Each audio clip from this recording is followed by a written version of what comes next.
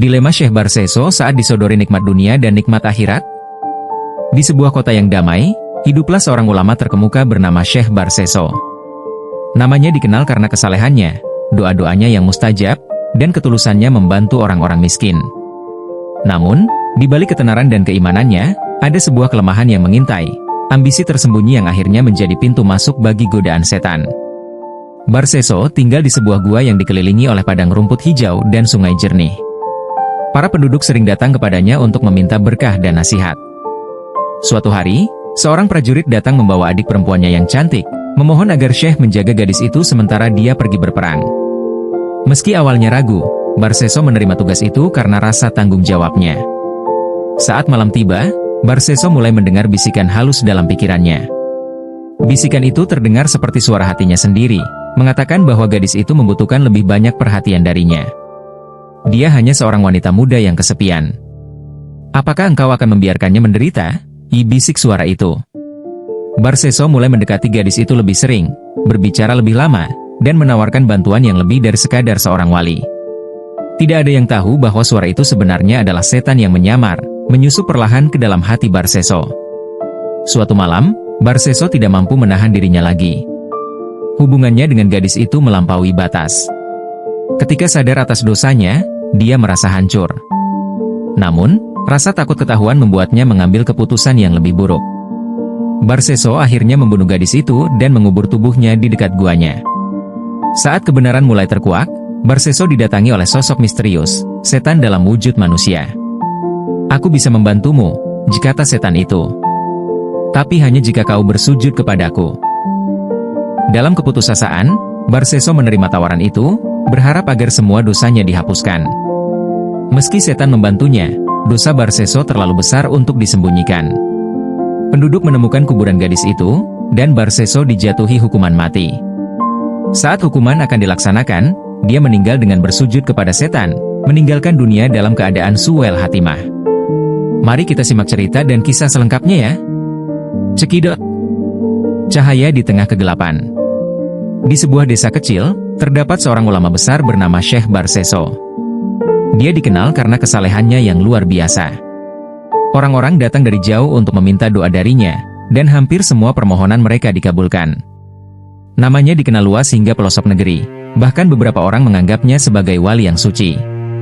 Namun, Barseso tetap hidup sederhana di sebuah gua yang terletak di atas bukit, jauh dari keramaian. Suatu hari, seorang prajurit muda datang dengan wajah penuh harap. Tuan Syekh, saya akan pergi berperang. Adik perempuan saya tidak memiliki siapa-siapa untuk menjaganya. Saya mohon, rawatlah dia hingga saya kembali, kata sang prajurit. Barseso awalnya menolak. Ia merasa tugas itu terlalu berat, tetapi setelah mendengar bujukan dan melihat ketulusan sang prajurit, akhirnya dia menyetujui permintaan itu. Gadis itu, bernama Zubaidah, adalah sosok yang lembut dan cantik. Dia tinggal di gubuk kecil yang dekat dengan gua Barseso. Awalnya, Barseso hanya memberikan perhatian seperlunya. Dia menganggap ini sebagai tanggung jawab moral, tidak lebih. Namun, tanpa sadar, keberadaan Zubaidah mulai memengaruhi hatinya. Hari-hari berlalu, dan Barseso semakin sering memperhatikan Zubaidah dari kejauhan. Meski dia mencoba mengalihkan pikirannya dengan ibadah, bayangan Zubaidah tetap menghantui pikirannya.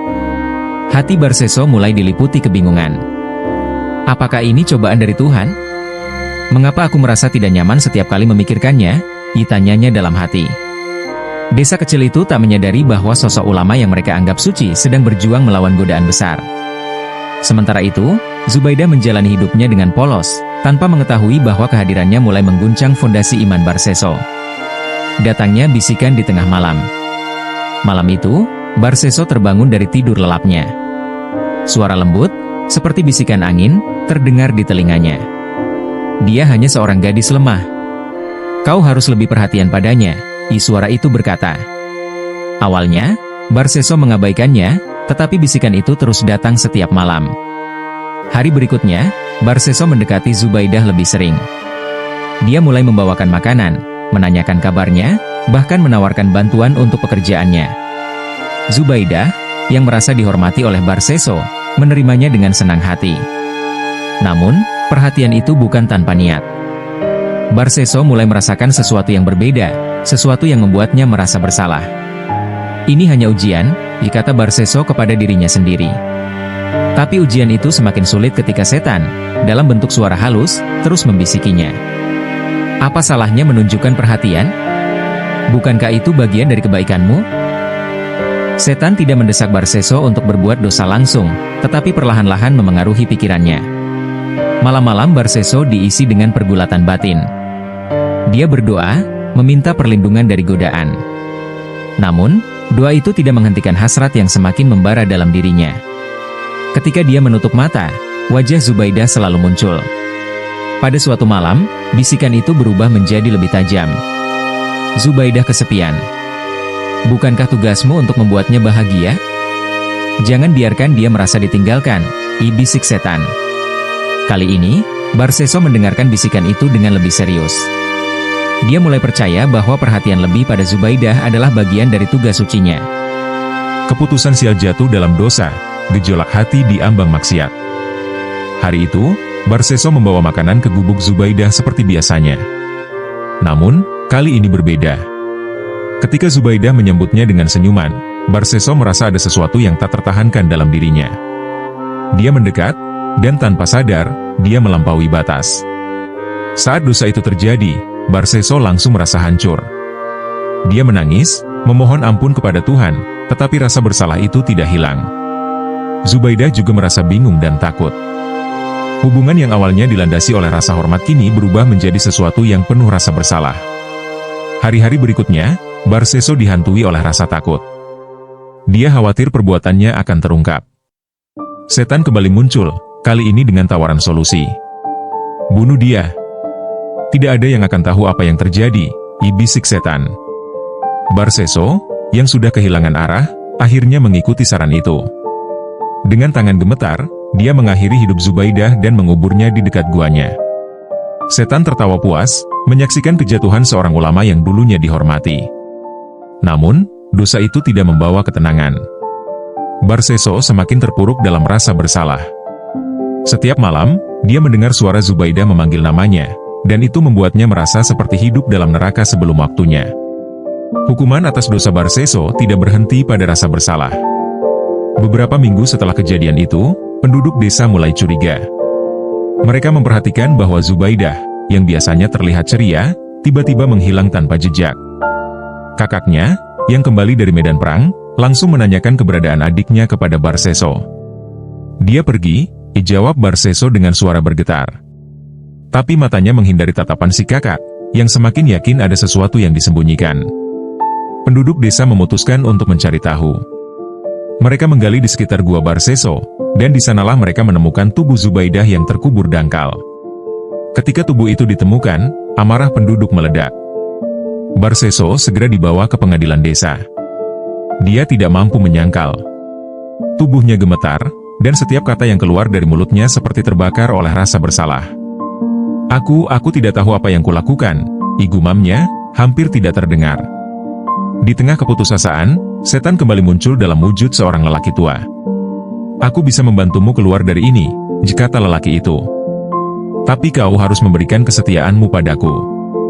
Sujudlah kepadaku, dan aku akan menyelamatkanmu dari hukuman mereka. Barseso tahu bahwa perjanjian itu adalah dosa besar. Namun, ketakutannya akan hukuman membuatnya menyerah. Di tengah malam, dia bersujud kepada setan, menyerahkan keimanannya yang tersisa demi keselamatan duniawi. Setan tersenyum puas. Kau milikku sekarang, katanya sebelum menghilang ke dalam kegelapan. Barseso duduk di dalam guanya yang gelap, hanya diterangi cahaya redup dari lentera kecil. Angin malam yang berhembus membawa suara bisikan yang terasa mengerikan di telinganya. Hatinya penuh dengan pertentangan. Di satu sisi, dia merasakan dorongan kuat untuk menyerah pada nasihat setan yang tampak menawarkan jalan keluar. Di sisi lain, dia tahu bahwa menerima tawaran itu berarti mengkhianati Tuhan yang selama ini dia sembah. Apa yang telah aku lakukan? Bukankah aku dulunya seorang hamba yang setia? Mengapa sekarang aku begitu lemah? Barseso bertanya kepada dirinya sendiri, namun suara dalam kepalanya, yang lebih keras, membalas, kau sudah terlalu jauh. Tidak ada jalan kembali. Jika kau memilih taat, mereka tetap akan membunuhmu. lebih baik selamatkan dirimu. Dalam kegelisahan, Barseso berusaha berdoa, tapi setiap kali dia memejamkan mata, bayangan dosa-dosanya muncul. Wajah Zubaidah yang polos menghantuinya, seolah-olah dia berdiri di depan Barseso, menangis dan memohon keadilan. "Tidak, aku tidak bisa kembali," bisiknya, tetapi hatinya tetap memberontak. Setan, dalam wujud seorang lelaki tua berjubah gelap, muncul kembali di hadapan Barseso. "Mengapa kau ragu? Kau tahu mereka akan membunuhmu. Apa yang kau tunggu? Sujudlah kepadaku, dan aku akan menyelamatkanmu dari kehancuran ini." Barseso menggigit bibirnya. Tubuhnya gemetar di antara rasa takut dan rasa bersalah. "Bukankah Allah Maha Pengampun?" ditanyanya, seolah kepada dirinya sendiri. Tetapi setan menjawab, "Ya, Tuhanmu telah meninggalkanmu. Bukankah buktinya semua ini terjadi padamu? Aku adalah jalan keluarmu." Gejolak hati Barseso memuncak. Tangannya mengepal, dan air mata mengalir deras. Ia merasa seperti berada di persimpangan gelap, di mana setiap pilihan terasa seperti jerat yang menunggu untuk mencekiknya. Dalam keputusasaan yang luar biasa, dia jatuh bersujud kepada setan, mengkhianati keimanannya yang tersisa. Akhir hidup yang sangat tragis. Hati diambang taubat atau putus asa. Saat pagi tiba, Barseso digiring ke alun-alun desa untuk menghadapi hukuman mati. Di sepanjang jalan, dia menundukkan kepala, tidak berani menatap mata penduduk yang dulu memujanya. Dalam hatinya, masih ada percikan kecil harapan untuk meminta ampun, tetapi rasa malu dan putus asa terlalu besar untuk diatasi. "Tuhan, apakah Engkau masih akan menerimaku?" bisiknya lirih.